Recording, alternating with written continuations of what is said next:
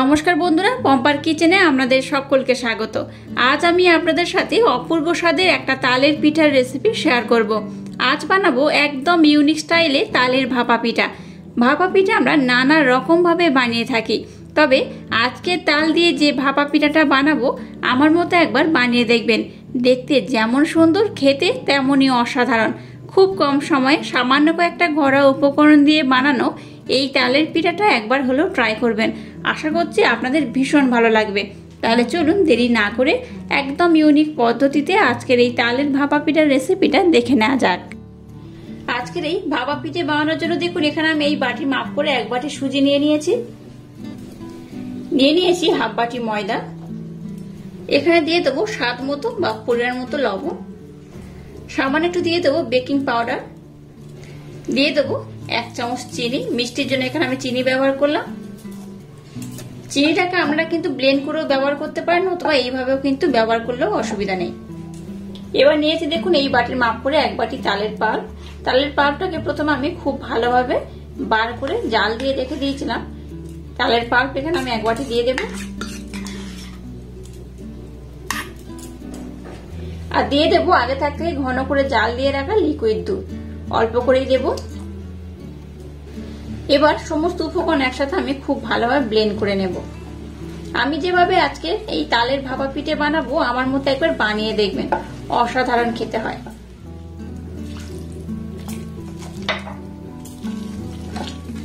দুধটা দিয়ে এটাকে আমি খুব ভালোভাবে ব্লেন্ড করে নেব। আচ্ছা, এটা ব্লেন্ড করার পর আমি আপনাদের দেখাচ্ছি এটার ঘনত্ব কেমন হবে আর কেমন হলে আজকের এই ভাপা পিঠে একদম পারফেক্ট হবে। দেখুন বেটাটাকে কিন্তু আমি খুব সুন্দর করে রেডি করে নিয়েছি, আর দেখুন ঘনত্বটা কেমন হয়েছে। ঘনত্ব কিন্তু এরকম একটু ঘন হবে, পাতলা কিন্তু হবে না। দেখতেই পাচ্ছেন এটাকে কিন্তু এইভাবে একটু নাড়াচাড়া করলেই তবে কিন্তু পড়বে, দেখে বুঝতেই পারছেন। তো আমি হাত দিয়েও দেখিয়ে দেবো, তবে এটাকে আমি প্রথমে 10 মিনিটের জন্য রেস্টে রেখে দেবো। যেহেতু এখানে আমি সুজি ব্যবহার করেছি তাই এটাকে আমি 10 মিনিটের জন্য রেস্টে রেখে দেবো। 10 মিনিট পর আমি আপনাদের দেখাচ্ছি এই ব্যাটারটার ঘনত্ব কেমন হবে আর কেমন হলে আজকের রেসিপিটা একদম পারফেক্ট হবে। ততক্ষণ এটাকে রেস্টে রেখে দেবো আর একটা কাজ আমি কমপ্লিট করে নেব। এবার দেখুন গ্যাসটাকে জ্বেলে দিয়ে একটা কড়া বসিয়ে দিয়েছি, আর কড়ার মধ্যে এই বাটির মাপ করে আমি এক বাটির একটু কম চিনি দিয়ে দিলাম, আর যতটা চিনি দিয়েছি তার অর্ধেক আমি জল দেব।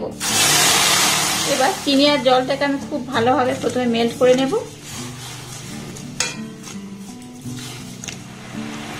দিয়ে দেবো এখানে 1 চামচ এলাচ পাউডার, একদম ছোট্ট চামচের 1 চামচ এলাচ পাউডার আমি দিয়ে দিয়েছি। তার জন্য কি হবে, এর স্মেলটা খুব সুন্দর হবে।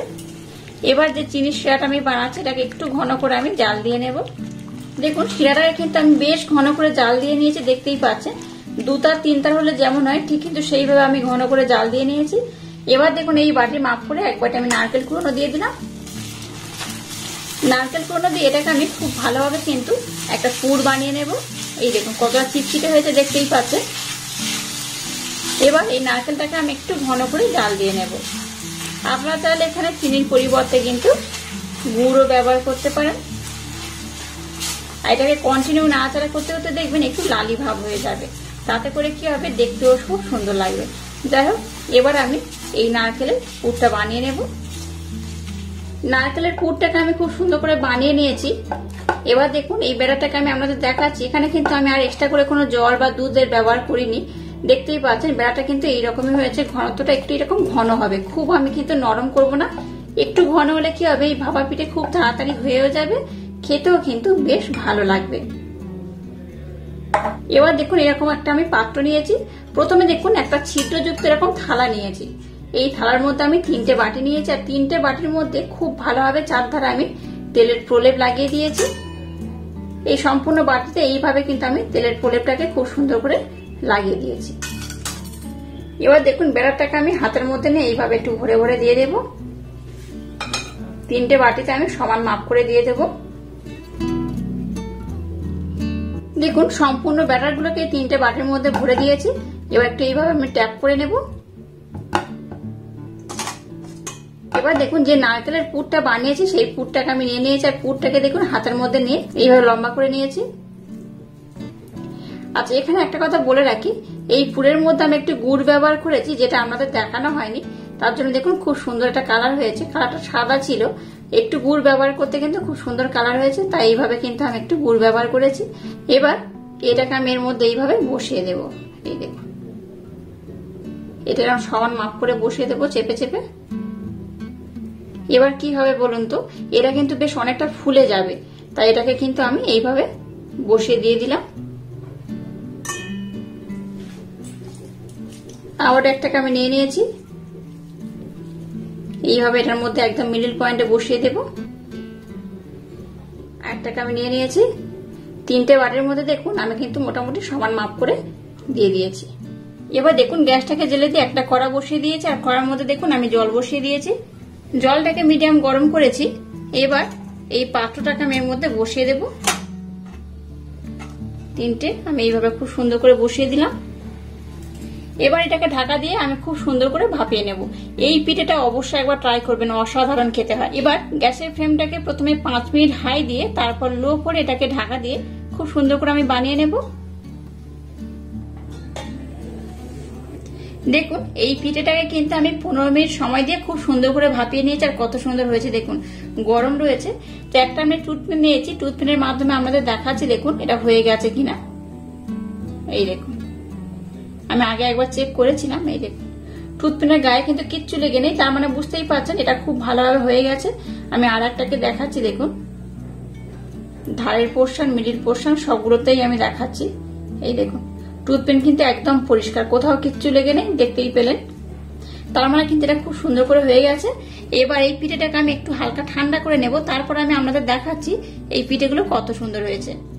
দেখুন পাকা তালের ভাপা পিঠে একদম রেডি হয়ে গেছে। এটাকে আমি খুব ভালোভাবে ঠান্ডা করে নিয়েছি। ঠান্ডা করে তারপর আমি আপনাদের দেখাচ্ছি দেখুন এটা কত সুন্দর হয়ে গেছে। আর ধারের পোর্শনটা দেখুন বেশ কিন্তু ছেড়ে ছেড়ে উঠে গেছে, দেখতেই পাচ্ছেন। তাও একটা আমি ছুরি নিয়ে নিলাম।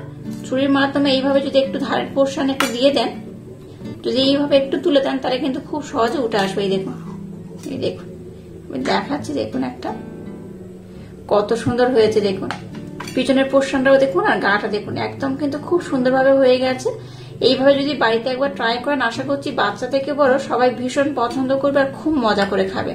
আমি সব কটা উঠিয়ে নেব প্রথমে। এই দেখুন প্রত্যেকটা দেখুন কত সুন্দর হয়েছে, আর পাত্রের গায়ে কিন্তু কিচ্ছু লেগে নেই, একদম পরিষ্কার হয়ে উঠে গেছে। এই দেখুন এটাকেও একইভাবে আমি উঠিয়ে নেব। এবার এই পিঠেগুলোকে আমি কেটে নেব। আচ্ছা আপনারা চাইলে কিন্তু এরকম মাঝখান বরাবর কাটতে পারেন, আবার এরকম মিডল পোর্শন থেকেও কাটতে পারেন। এইভাবে যদি কাটেন তাতেও দেখতে ভালো লাগবে, আর এইভাবে যদি গোল করে কাটেন তাতেও কিন্তু ভালো লাগবে।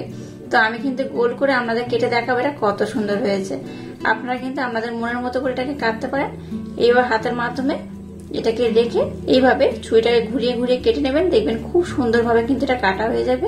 এবার দেখতেও কিন্তু খুব সুন্দর লাগবে। এই দেখুন দেখলেন তো কত অপূর্ব হয়েছে। দেখুন অবশ্য বাড়িতে আমার মতো একবার হলো ট্রাই করবেন, আশা করছি আপনাদের ভীষণ ভালো লাগবে। এইভাবে প্রথমে আমি সবগুলোকে দু টুকরো করে কেটে নেব। এইভাবে পাকা তালের সময় যদি ভাপা পিঠাটা বানিয়ে দেন একদম ইউনিক পদ্ধতিতে, বাচ্চা থেকে বড় সবাই কিন্তু ভীষণ পছন্দ করবে আর খুব মজা করে খাবে। আর একবার খেলে দেখবেন বারবার বানাতে বলবে। এটা খুব সুন্দর খেতে হয়, আর দেখতে তো খুব সুন্দর হয়েছে, দেখে বুঝতেই পারছেন কত অপূর্ব দেখতে হয়েছে। দেখুন একটুও কিন্তু ভেঙে যায়নি, আর ভিতরের পোর্শনটা থেকে বুঝতেই পারছেন এটা খুব সুন্দরভাবে হয়ে গেছে। একইভাবে এটাকে আমি কেটে নেব। প্রত্যেকটা পিঠে কিন্তু খুব সুন্দরভাবে হয়ে গেছে। দেখুন সামনটা পিছনটা দেখুন কতটা সুন্দর হয়েছে। এটা তো দেখতে সুন্দর হয়েছে, খেতেও কিন্তু ভীষণ সুন্দর হয়। একবার খেলে বারবার খেতে ইচ্ছা করবে। আর এই পাকা তালের সময় এরকম ইউনিক স্টাইলের পিঠে যে একবার খাবে সেই কিন্তু বারবার বানাতে বলবে। আমি একটা ভেঙে দেখা যেটা কত সুন্দর হয়েছে। এই দেখুন কতটা নরম, কতটা সফট, আর ভিতরের পোর্শনে এই পুরটা দিয়েছিলাম। এই দেখুন পুরটাই কত সুন্দর হয়েছে। আর আজকের এই ইউনিক স্টাইলের পিঠের রেসিপি যদি আপনাদের ভালো লাগে তাহলে চ্যানেলটাকে লাইক, শেয়ার, কমেন্ট এবং সাবস্ক্রাইব করবেন, আর পাশে থাকা বেল আইকনটা প্রেস করে দেবেন। তাহলে টাটা, আবার দেখা হচ্ছে নতুন কোনো রেসিপি নিয়ে।